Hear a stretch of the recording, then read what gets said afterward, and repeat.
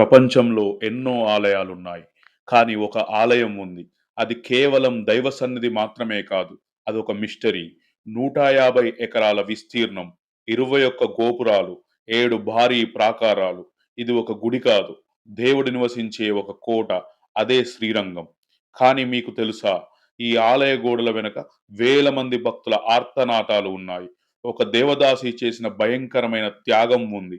అన్నిటికంటే షాకింగ్ నిజం ఏమిటంటే, అక్కడ ఒక గుడిలో 900 ఏళ్లుగా ఒక మనిషి శరీరం ఇంకా సజీవంగా ఉంది. అవును, మీరు విన్నది నిజమే.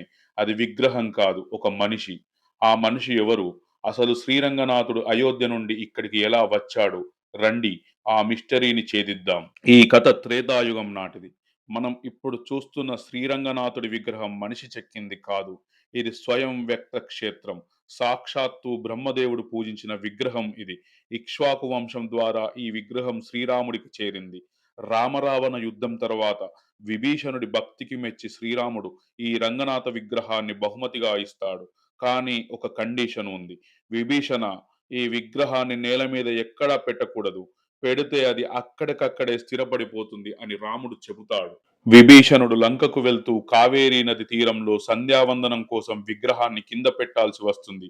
పూజ ముగించుకొని లేపేసరికి విగ్రహం కదలదు. శ్రీరంగనాథుడు అక్కడే ఉండిపోవాలని నిర్ణయించుకున్నాడు. కానీ తన భక్తుడైన విభీషణుడి కోసం, నా చూపు ఎప్పుడూ నీ లంక వైపు, దక్షిణం వైపు చూస్తూనే ఉంటుంది అని మాట ఇస్తాడు. అందుకే ప్రపంచంలో దక్షిణం వైపు ముఖం ఉన్న ఏకైక విష్ణు ఆలయం శ్రీరంగం మాత్రమే. ఇక్కడ అసలైన ఆశ్చర్యం ఏమిటంటే ఈ ఆలయ నిర్మాణం. శ్రీరంగం గుడిని 7 ప్రాకారాలతో కట్టారు. ఎందుకు 7? ఇది కేవలం రక్షణ కోసం కాదు. మానవ శరీరంలో ఉండే 7 చక్రాలకు మూలాధారం నుండి సహస్రం వరకు ప్రతీకగా ఈ 7 గోడలను నిర్మించారు. మనం ఒక్కో ప్రాకారం దాటుతూ లోపలికి వెళ్తుంటే మనలోని ఒక్కో చక్రం యాక్టివ్ అవుతూ గర్భగుడిని చేరేసరికి మన ఆత్మ పరమాత్మునితో కలుస్తుందని ఒక నమ్మకం.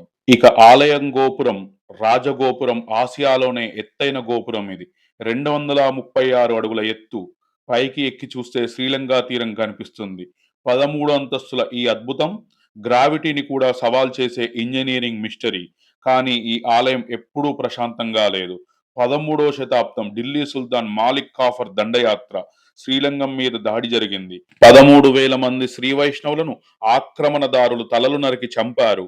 కావేరీ నది నీళ్లు రక్తాన్ని తాకి ఎర్రగా మారాయి. కానీ వాళ్ళ అసలు టార్గెట్ గర్భగుడిలోని మూల విరాట్టు.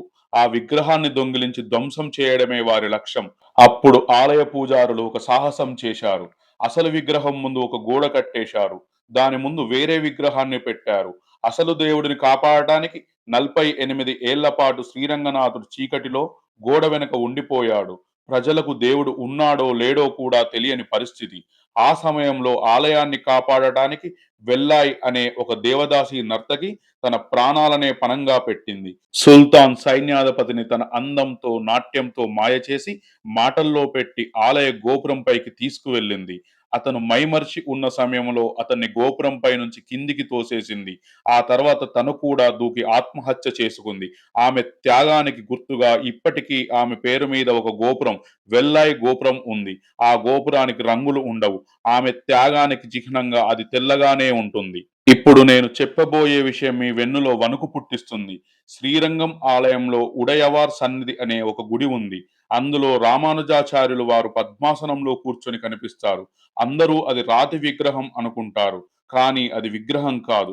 అది సాక్షాత్తు రామానుజాచార్యుల వారి మృతదేహం. అంటే దాదాపు 900 సంవత్సరాలు గడిచాయి. ఈజిప్టులో మమ్మీలను కాపాడడానికి ఎన్నో రసాయనాలను వాడతారు. కానీ ఇక్కడ అవేమీ లేవు. కేవలం పచ్చకర్పూరం, కుంకుమ పువ్వు మిశ్రమాన్ని మాత్రమే ఆ శరీరానికి పూస్తారు. దాన్నే తానన తిరుమేని అంటారు. మీరు నిశితంగా గమనిస్తే ఇప్పటికీ వారి గోర్లు, చర్మం, ముడతలు స్పష్టంగా కనిపిస్తాయి. 900 ఏళ్లుగా ఒక శరీరం సజీవంగా, సహజంగా ఎలా పాడవకుండా ఉంది అనేది నేటికి సైన్స్‌కు అంతుచిక్కని మిస్టరీ.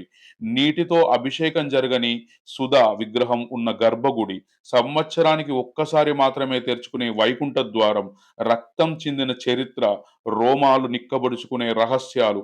ఇది శ్రీరంగం. ఇది కేవలం రాళ్లు పేర్చిన కట్టడం కాదు.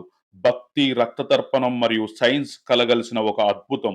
మీరు ఎప్పుడైనా శ్రీరంగం వెళ్తే ఆ గోడలను తాకి చూడండి.